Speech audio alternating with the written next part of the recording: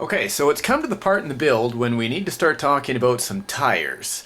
Now, inside the Axial Honcho kit comes 1.9 series Proline flat irons. Let's have a look at that tread. You can see there it's fairly aggressive. The 1.9 stands for the size of the tire. Now, Axial also provides these plastic rims that are aluminum coated, or really the painted aluminum. And for those who don't know what a bead lock tire is, here I'll just kind of peel this back. You can see that they come included with the foams, so it gives them their flexibility out on the trail. The foams fit inside the tire, and then the bead of the tire, which is this inside round circle, will fit inside a groove of the hub right there. So a bead lock is just that. Check this out. This is an aluminum ring that comes with the tire. It has these holes for the screws to actually lock the rubber bead into the tire, okay?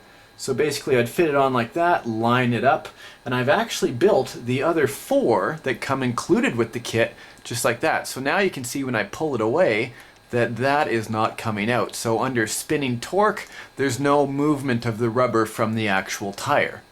But because we're actually building a monster truck type of vehicle, these 1.9 flat irons from Proline just aren't going to do. Instead, I'm going to fit the truck with these. Now these are Proline 2.2 masher tires. And you can see here I actually laid it out for you guys to see. Part number 1074-00. They're also fitted with the Proline 8-shooter bead locks. Now these are a chrome finish. They're also plastic, but the outside rim actually comes with quite a few more screws in there to keep that rim in place. I've also put the Proline memory foam in here, which is a little bit softer and keeps its shape a little longer for when I'm crawling into the rocks.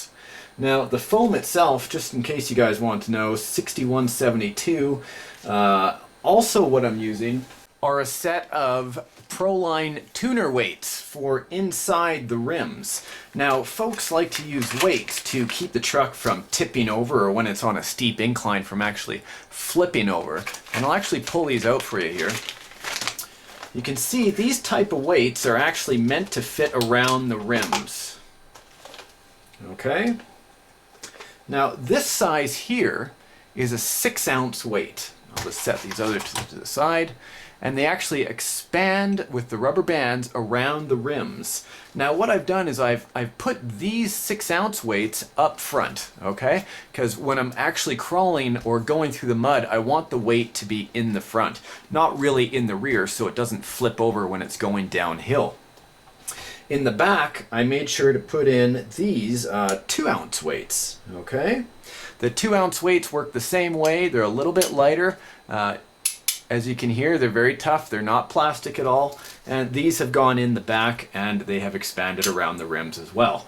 So now that you have a good idea of what kind of tires and rims we have, showing you the weights was actually something I thought was important here. It's actually time to move on from this part of the truck and really start placing the electronics where they're supposed to be going.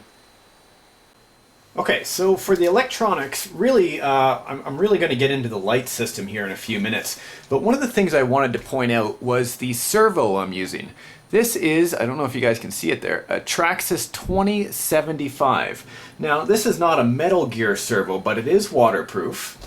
The servo itself has 125 ounces of torque, which means plenty of steering power in the mud. Now, the other thing I'm going to mention is I've mounted the receiver box already, but one of the customizations I've made, which is very minimal, is I've actually drilled 3 extra holes in there. And the reason I've drilled the holes is I know water is going to be getting in here, and I didn't want the receiver to be sitting in a puddle of water, so I'd rather have the drain. Now, before I put the receiver actually in the box and mount the ESC, I want to be able to lay out the light system. So let's have a look at that. Alright, so this is the light system that I'm going to be using. I'm not sure if I'm going to use all these yet or the way I'm going to tie this into the kit because I haven't done one of these before. But this is from the 3 Racing system. I'll actually show you the box here. 1/10 scale on-road or off-road RC car LED system. You can pick this up at the local hobby shop, of course. This one was for about $44 at the time of this filming. The controller box is something I really like because it's going to be able to plug into all of these, and I can program it to do whatever I like. Now it does fit right into my RX or my receiver, right? Controlling it from my transmitter, and I'll get into that stuff one step further ahead. But I figured I'd give you guys a quick look at some of the lights I'll be using for the kit. That way you'll have a better idea. Alright, so here I'm actually working on the rear view tail lights and also the front headlights and whatnot, and I figured this would be a good opportunity to go over the 3 racing scale winch that I have here. Now, I've already mounted it to the front bumper. I've got a second one just standing by so I can show you what it actually looks like. I actually have one of these mounted on my Tamiya Toyota Tundra as well. This is a functioning winch for a 10th scale. Actually comes with a control panel where the winch will pull out and then go into a neutral position and also go in depending on the 3 switch receiver and transmitter unit that I use. Also comes with a computer board where you can manually withdraw the winch cable and bring it back in. Now, Axial, being forward thinkers, they actually countersunk some holes into the plastic of the front bumper. I actually added a couple of washers in here as well that go straight into the winch itself. Now I also added a thin layer of silicone in between and squeezed it together to give it some added strength. I figured this would be a good opportunity to show you guys while I'm doing the lights with the electronics that I'm getting the winch ready. The bumper is simple. It's going to slide into the front posts like so, and there we go. So I'm going to keep going with the lights and see what we come up with. Alright, so I've actually been moving ahead here and really getting into the wiring and to the electronics of the truck. As you can see here, I've really housed a lot of the wiring in this 3/4 inch plastic sheathing that I like to use. It keeps it protected out on the trail from the mud and whatnot. You can see here, there we go, any kind of corrosion, you know, it's really keeping it protected. I've also gone ahead and installed the receiver, which is a spectrum-based receiver, a 2.4 gigahertz DSM2. I know you can't see it there. There you go, right there. These digital transmitter receiver combinations, here is the transmitter that I'm actually using, DX3R from Spectrum. You guys can find this, of course, all at Eastridge Hobbies. This is one of the top base systems used for RCs out on the trail, and of course for racing. This is the type I'll be using for this truck. You can also see that I've done a bit of custom work. These are aluminum plates that come with the truck.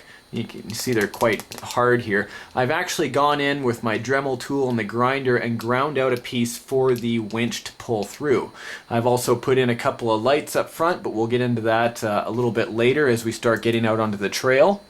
And I've mounted the ESC where it's going to be going. Now, the battery is supposed to be going in this area here. I'm still trying to figure out if that's exactly where I'm going to be putting it.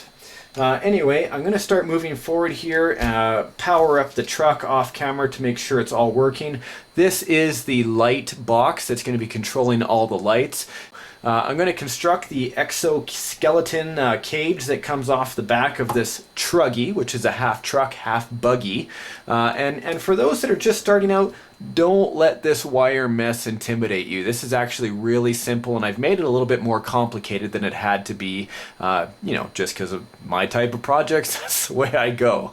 Anyway, I'm going to put the exoskeleton on, going to get this wiring all hooked up, and we're going to have a moving RC here in a few minutes. So hold on, and we're almost to the end.